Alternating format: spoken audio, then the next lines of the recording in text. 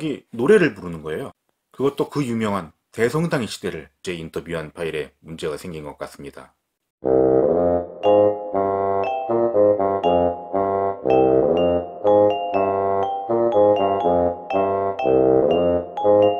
사랑하는 공인 여러분, 안녕하십니까?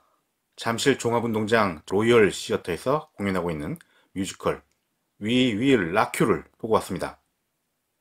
아시다시피 이 뮤지컬은 전설적인 영국의 락그룹 퀸의 주옥 같은 음악들로 만든 주크박스 뮤지컬인데요. 호불호가 극단적으로 갈리는 작품인데 저는 개인적으로 나름 재밌게 보고 왔습니다. 이런 작품이라는 걸 사전에 알고 있어서 그럴지도 모르겠네요. 아마 영화 보헤미안 랩소디를 보신 분들이 이 작품을 영화의 뮤지컬 버전쯤으로 알고 보러 가신 분들은 상당히 당황하셨을 것 같기도 합니다. 뮤지컬 위윌라큐의 남자 주인공 이름이 갈릴레오 피가로이고 또 여자 주인공은 스카라무쉬인데요. 뭐 아시다시피 이 두 이름은 노래 보헤미안 랩소디 가사에 등장합니다. 제가 본 날에는 정동화 배우가 갈릴레오를 맡았죠. 정동화 배우는 한국 록신에서 100년 후에도 누락될 수 없는 명밴드 부활의 보컬리스트 출신이죠. 현재는 가수 겸 뮤지컬 배우로 활동 중인데요.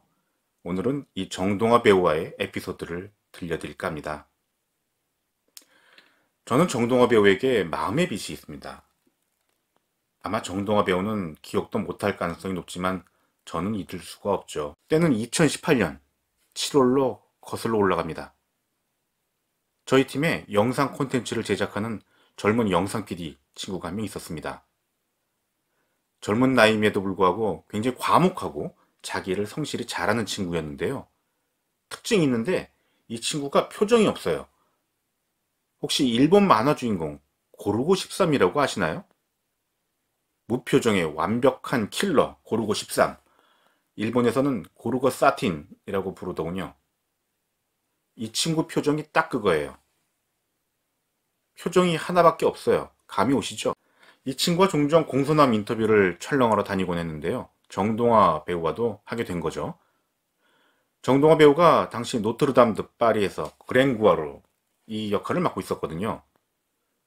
정동화 배우의 그랭구아르는 굉장히 유명하죠. 아마 팬분들은 많이들 보셨을 겁니다.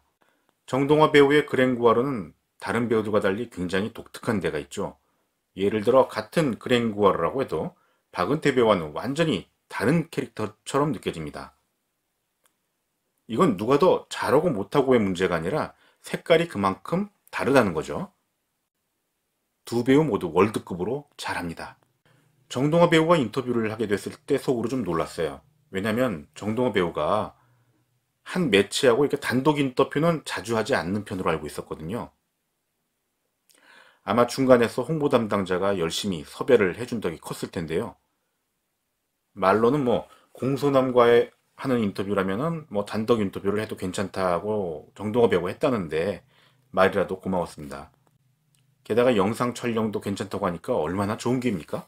어쨌든 인터뷰 날이 되었고 장소는 노트르담 드 파리가 공연하고 있던 세종문화회관이었습니다. 세종문화회관 대강당 2층 로비에서 진행을 했는데 이것도 고마운 일이었죠. 여기가 인터뷰 장소로 잘 제공되지 않는 곳이거든요. 인터뷰 장소에 일찌감치 가서 촬영 세팅을 해놓고 커피 한 잔 마시고 있으니까 정동호 배우가 오더라고요. 아주 뭐 여러분이 무대에서 보시는 모습하고 똑같습니다. 아니, 다른 점이 있군요. 정말 중요한 건데요. 노트르담 드 파리의 그레인구아르도 그렇고 위윌라큐의 갈릴레오도 그렇고 좀 장난기도 있고 어딘지 껄렁한 구석이 있잖아요.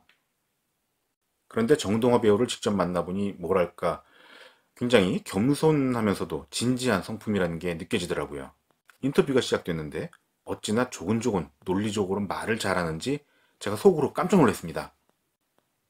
정동호 배우쯤 되는 인기 배우들은 아시다시피 굉장히 바쁘죠. 인터뷰를 해도 다음 스케줄이 곧바로 기다리고 있는 경우가 대부분입니다. 그래서 인터뷰를 할 때에도 가급적 필요한 질문만 하고 시간을 줄이려고 저도 애를 쓰는 편인데요. 아마 다른 기자들도 그렇지 않을까 싶은데 그건 뭐 정확히 모르겠네요. 어쨌든 저는 그렇습니다. 그런데 이날 인터뷰는 예상을 깨고 1시간 넘게 걸렸어요.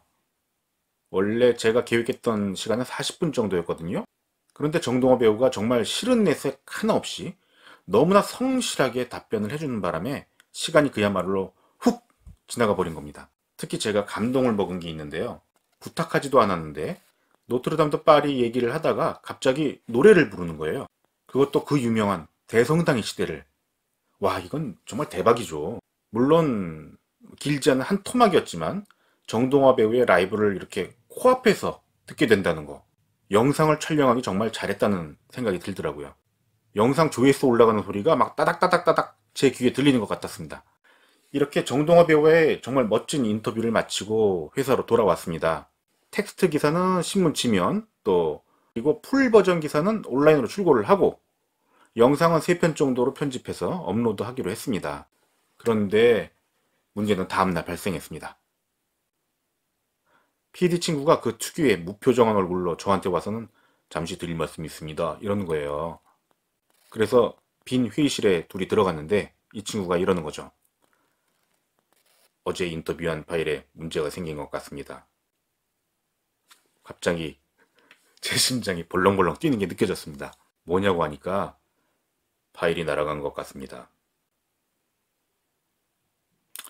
하늘이 노래지는 것 같더라고요. 그 파일이 어떤 파일입니까? 떨리는 목소리로 복구할 수 없냐고 했더니 다른 걸로 덮어쓴 것 같습니다, 이러는 거죠. 이런 어마어마한 소식을 그 친구는 표정 한번 안 바꾸고 그 특유의 무표정한 얼굴을 하고 얘기하는 겁니다. 정말 쌍팔년도 성질 더러운 부장 같았으면 벌써 잿떨이 날아다녔겠지만 지금은 그런 시대도 아니고 또 제가 그런 스타일도 아닙니다. 알겠다. 진짜 안 되는 거지? 네, 그런 것 같습니다. 그리고 그 무표정한 얼굴로 방에서 나가더라고요. 전 그 빈 방에 혼자 앉아 있는데 앞이 캄캄한 거죠. 기사하고 영상도 문제지만 이 사실을 정동화 배우 쪽에 어떻게 설명해야 될지 막막하죠.